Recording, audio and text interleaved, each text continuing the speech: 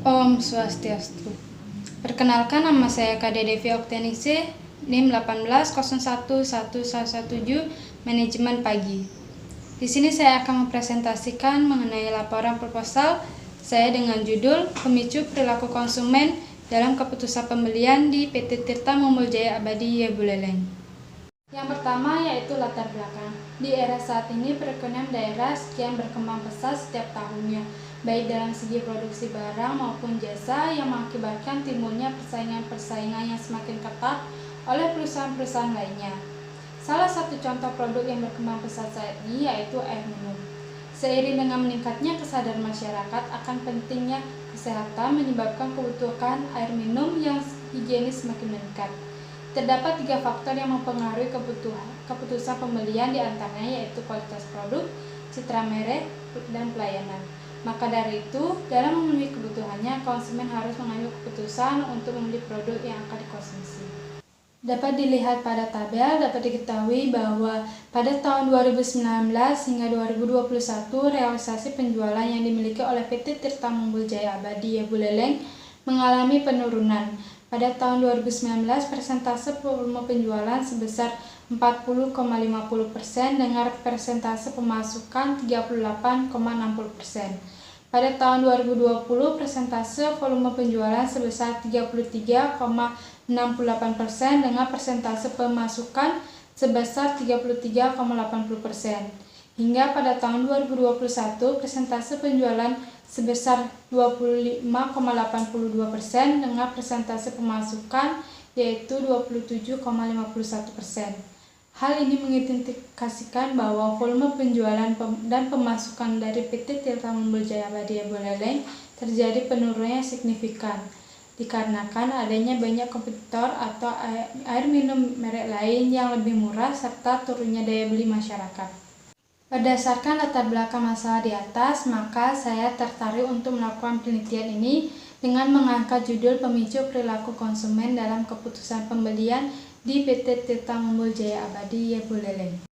Dari latar belakang tersebut, maka terdapat 4 rumusan masalah, diantaranya yang pertama, apakah kualitas produk mempengaruhi perilaku konsumen dalam keputusan pembelian di PT Tirta Mumbul Jaya Abadi Ya Buleleng. Yang kedua yaitu apakah citra merek mempengaruhi keputusan dalam pembelian di PT Tirta Mumbul Jaya Abadi Ya Buleleng. Dan yang ketiga, apakah pelayanan mempengaruhi perilaku konsumen dalam keputusan pembelian di PT Tirta Mumbul Jaya Abadi Ya Buleleng. Dan yang terakhir yaitu apakah kualitas produk, citra merek, dan pelayanan mempengaruhi perilaku konsumen terhadap keputusan pembelian di PT Tirta Mumbul Jaya Abadi Ya Buleleng. Selanjutnya yaitu terdapat tujuan dari penelitian ini, yang itu yang pertama, untuk mengetahui pengaruh kualitas produk terhadap perilaku konsumen dalam keputusan pembelian di PT Tirta Mumbul Jaya Abadi Ya Buleleng.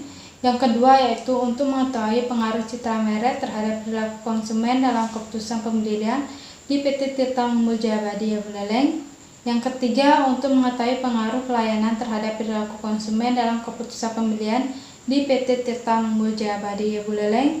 Dan yang terakhir, untuk mengetahui pengaruh kualitas produk, citra merek, dan pelayanan terhadap perilaku konsumen dalam keputusan pembelian di PT Tirta Mumbul Jaya Abadi Ya Buleleng. Yaitu kegunaan penelitian.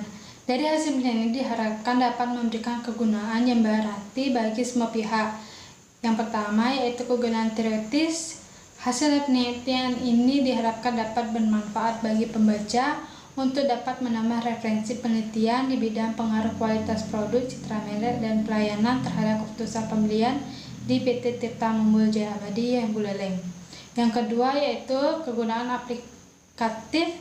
Secara aplikatif, penelitian ini diharapkan dapat dijadikan sebagai pertimbangan dalam melakukan pemasaran dan pada perusahaan PT Tirta Mumbul Jaya Abadi Ya Buleleng. Selanjutnya terdapat kerangka berpikir, yaitu proses pengambilan keputusan diawali oleh adanya kebutuhan yang berusaha untuk dipenuhi, di mana pengambilan keputusan pembelian konsumen merupakan pengintegrasian yang mengkombinasikan pengetahuan untuk mengevaluasi 2 atau lebih pelaku alternatif dan memilih salah satu di antaranya. Konsumen sebelum mengambil keputusan pembelian biasanya melalui 5 tahapan, yaitu pengenalan masalah, pencarian informasi, evaluasi alternatif, keputusan pembelian, dan perilaku setelah pembelian.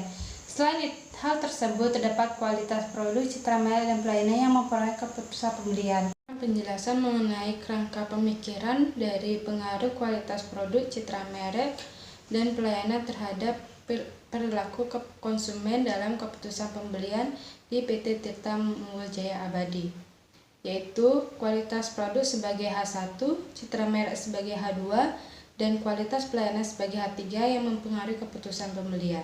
Berdasarkan kerangka teori yang dijelaskan sebelumnya, dapat ditarik hipotesis yang nantinya akan diuji kebenarannya menggunakan metode penelitian yang dijelaskan selanjutnya.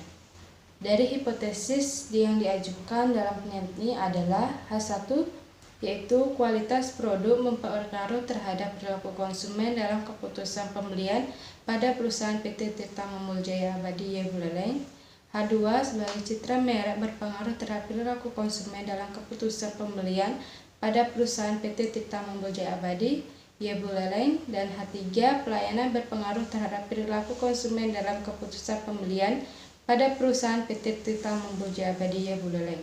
Berdasarkan kerangka teori yang dijelaskan sebelumnya, dapat ditarik hipotesis yang nantinya akan diuji kebenarannya menggunakan metode penelitian yang dijelaskan selanjutnya. Dari hipotesis yang diajukan dalam penelitian ini adalah H1, yaitu kualitas produk mempengaruhi terhadap perilaku konsumen dalam keputusan pembelian pada perusahaan PT Tirta Munggul Jaya Abadi Y Buleleng. H2 sebagai citra merek berpengaruh terhadap perilaku konsumen dalam keputusan pembelian pada perusahaan PT Tirta Munggul Jaya Abadi Y Buleleng, dan H3 pelayanan berpengaruh terhadap perilaku konsumen dalam keputusan pembelian pada perusahaan PT Tirta Munggul Jaya Abadi Y Buleleng. Selanjutnya terdapat definisi operasional. Yang pertama, variabel kualitas produk dengan indikator keawetan, keandalan, dan kemudahan.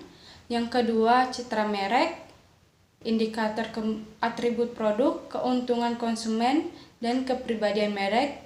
Dan yang ketiga, pelayanan dengan indikator ketepatan waktu, akurasi pelayanan, kesopanan dan keramahan, serta kemudahan mendapatkan pelayanan. Dan yang keempat yaitu keputusan pembelian dengan indikator keinginan untuk menggunakan produk, keinginan untuk memiliki produk, ketertarikan pada produk tersebut, meluangkan waktu untuk mendapatkan produk, dan mengetahui fungsi dari produk dengan baik.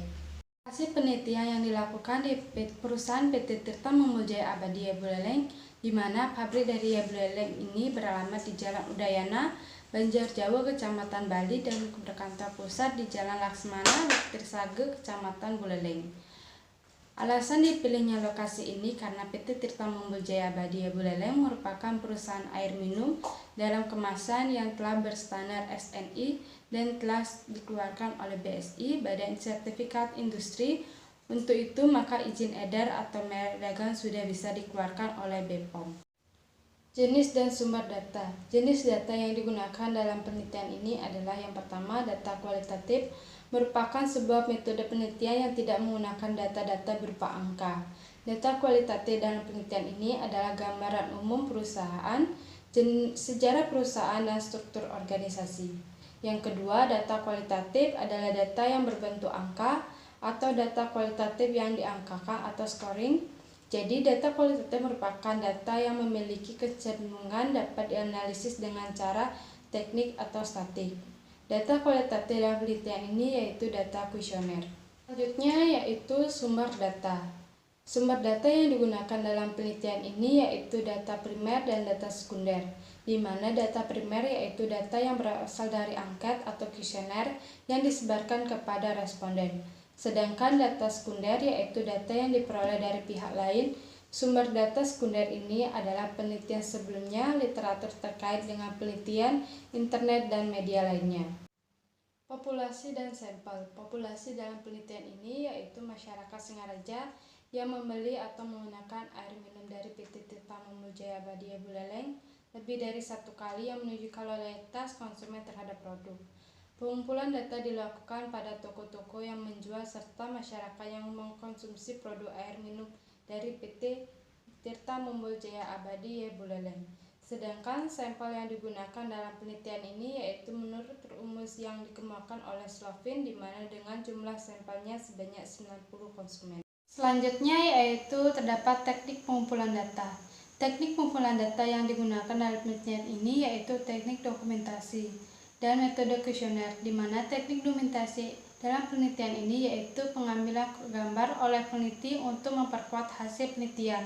Penelitian ini menggunakan metode dokumentasi untuk mencari data tentang profil dari perusahaan air minum PT Tirta Membul Jaya Abadi ya Buleleng. Sedangkan metode kuesioner merupakan alat pengumpulan data primer dengan metode survei untuk memperoleh opini responden. Metode pengukuran pada kuesioner ini menggunakan skala Likert, di mana kuesioner penelitian ini ditunjukkan pada konsumen yang menggunakan produk air minum dari PT Tirta Membul Jaya Abadi ya Buleleng, dengan harapan mereka dapat memberikan respon atas daftar pernyataan tersebut. Uji validitas merupakan uji yang berfungsi untuk melihat apakah suatu alat ukur tersebut valid, sahih atau tidak valid. Alat ukur yang dimaksud di sini adalah pernyataan-pernyataan yang ada dalam kuesioner. Yang kedua, uji reliabilitas. Uji reliabilitas merupakan indeks menunjukkan jauh mana suatu alat dapat dipercaya atau diandalkan, sehingga uji reliabilitas dapat digunakan untuk mengetahui konsistensi alat ukur, apakah alat ukur tetap konsisten jika pengukuran tersebut diulang. Selanjutnya yaitu terdapat teknik analisis data, yaitu yang pertama analisis regressi linier berganda. Analisis regressi linier berganda adalah analisis yang memiliki variabel bebas lebih dari satu, di mana dengan rumus Y1 sama dengan A ditambah B1 X1 ditambah B1 X2 ditambah B3 X3, yang artinya sebagai berikut. Y1 artinya variabel terikat independen, yaitu keputusan pembelian. A sama dengan konstanta. B1, B2, dan B3 merupakan koefisien regresi variabel bebas kualitas produk, citra merek, dan pelayanan. X1, X2, dan X3 yang merupakan variabel bebas independen, yaitu kualitas produk, citra merek, dan pelayanan. Dan E merupakan error. Normalitas merupakan uji yang bertujuan untuk menguji apakah dalam suatu model regresi variabel terikat dan variabel bebas atau keduanya mempunyai distribusi normal atau tidak. Yang kedua, uji multikolonialitas. Uji multikolonialitas merupakan bagian dari uji asumsi klasik atau normalitas dan heterogeneisitas dalam analisis regresi linier berganda. Tujuan digunakan uji multikolonialitas dalam penelitian ini adalah untuk menguji apakah model regresi ditemukan adanya kolerasi atau hubungan kuat antar variabel bebas atau variabel independen. Selanjutnya, uji heterogeneisitas dilakukan pada model regresi untuk menguji apakah terdapat ketidaksamaan varians dan residual pada suatu pengamatan lain-lain. Uji model yang pertama, analisis determinasi. Analisis determinasi adalah analisis yang digunakan untuk mengetahui besarnya persentase pengaruh variabel bebas terhadap variabel terikat dengan rumus sebagai berikut, yaitu D sama dengan E kuadrat kali 100%, dengan keterangan D sama dengan koefisien determinasi dan R sebagai koefisien korelasi. Selanjutnya yang kedua yaitu uji F. Tujuan menggunakan uji F yaitu untuk melihat bagaimanakah pengaruh semua variabel bebasnya secara bersama-sama terhadap variabel terikat.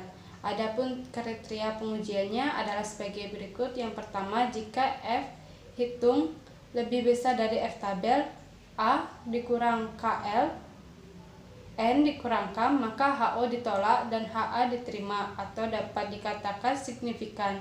Dengan kata lain, variabel independen berpengaruh secara signifikan terhadap variabel independen atau hipotesis diterima.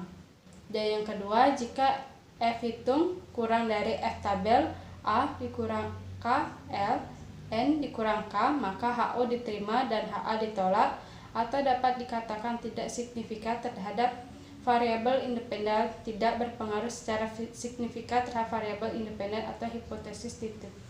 Yang terakhir yaitu uji hipotesis D. Dikenal dengan uji parsial, yaitu uji menguji bagaimana pengaruh masing-masing variabel bebasnya secara sendiri-sendiri terhadap variabel terikatnya.